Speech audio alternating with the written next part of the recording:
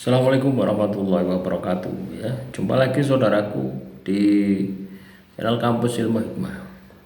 Kajian materi kali ini menanggapi komentar saudara kita ya. Bagaimana amalan pengasihan ditujukan pada atasan yang non muslim, apakah tetap bertawasul juga? Ya apa hubungannya ya? Apa hubungannya dengan targetmu gitu loh ya. Ya, makanya saya selalu bilang ya teman-teman, cari target itu yang bagus gitu loh ya. Cari target itu yang bagus. Ya. Nah, atasanmu itu mau kamu tundukkan. Nah, dia tidak seiman dengan kamu. Nah, ini kan juga resiko gitu loh ya. Ngapain ya? Ngapain kita itu katakanlah berusaha yang kita sudah tahu ya halangan kita itu besar gitu loh ya. Justru ketika kamu tahu bahwasannya halanganmu itu besar ya, terus kamu itu memaksakan apa kemampuanmu, nah itu pasti gagal gitu ya. Ibaratnya itu pungguk merindukan bulan gitu.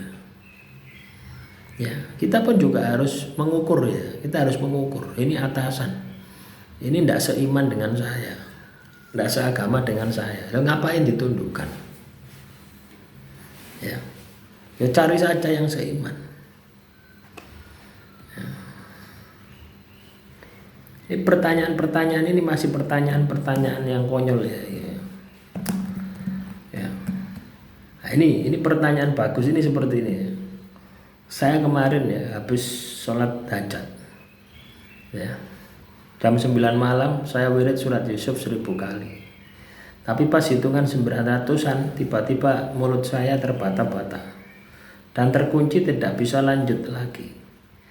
Dengan tiba-tiba tangan saya bergerak sendiri menadah dan berdoa menghadap ke atas. Dan itu di luar kendali saya, seperti ada yang gerakan otomatis, mohon pencerahan. Pertanyaan itu seperti ini, pertanyaan yang sudah praktek. Artinya kamu itu tanya tapi kamu praktekkan gitu loh ya. Kamu praktek, kamu tanya gitu loh ya. Orang sukses itu seperti ini. Ini bakalan sukses. Orang-orang semacam ini bakalan sukses ya. Kenapa? Karena dia praktek ya. Dia punya teori tapi praktek. Lah di dalam praktek itu nanti akan ada banyak fenomena-fenomena yang akan terjadi.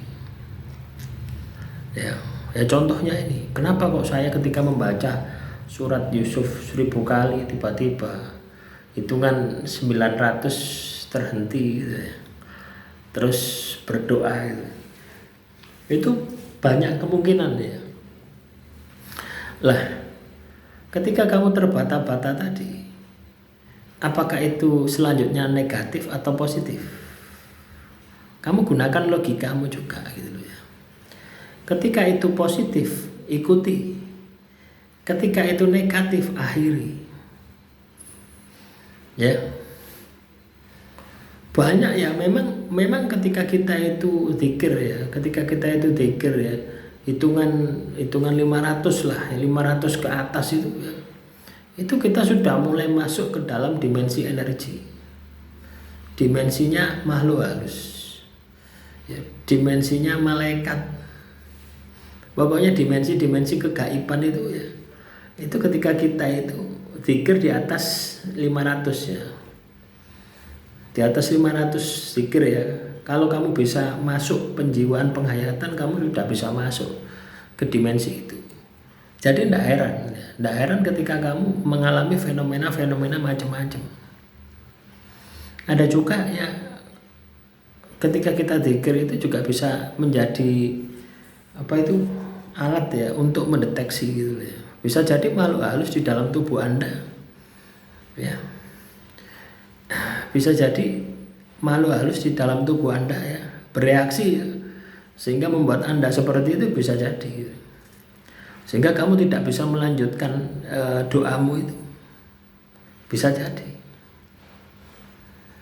terus solusinya bagaimana ketika kamu mengalami kondisi semacam itu? Ya, hentikan dulu. Hentikan dulu, dilanjut, selesaikan. Besok ulangi lagi. Apakah fenomena itu akan terjadi lagi? Ya. Contoh misalkan ya. Ini contoh kasus juga ya. Saya membaca Yasin Fadilah ya. Yasin wal Qur'anil Hakim, yes.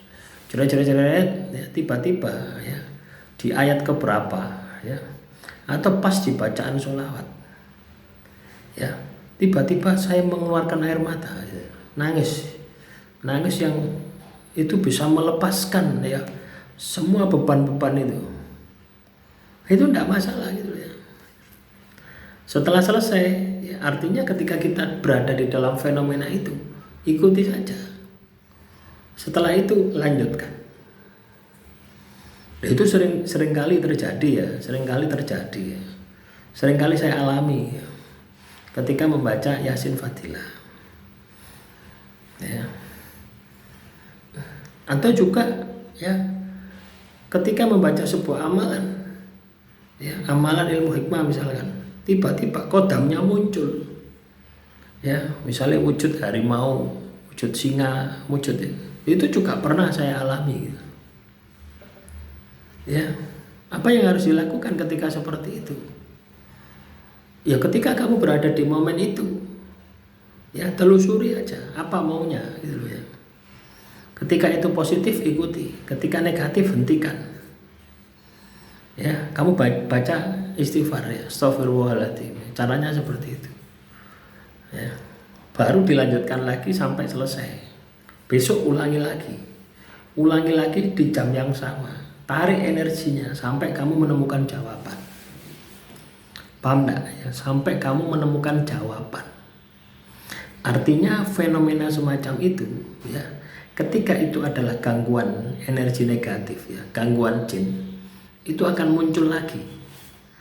Ya, ibarat kamu kan sudah pernah terganggu semacam itu ya. Nah, tentunya kamu frekuensinya kan tahu. Ya, titik energinya kan tahu. Ulangi lagi di waktu yang sama dengan pola energi, suasana yang sama. Itu nanti kamu akan terulang lagi. Ya, apakah itu negatif atau positif kamu akan tahu. Kesimpulannya di situ. Ya. Jadi kalau hal-hal semacam ini harus diteliti lebih dalam ya teman-teman ya. Kita tidak bisa menjustifikasi oh ini makhluk halus, oh ini negatif, oh ini positif, tidak bisa ya. Harus beberapa kali ya, ulangi lagi. Ya, yang tanya ini ya saudara siapa ini? Saudara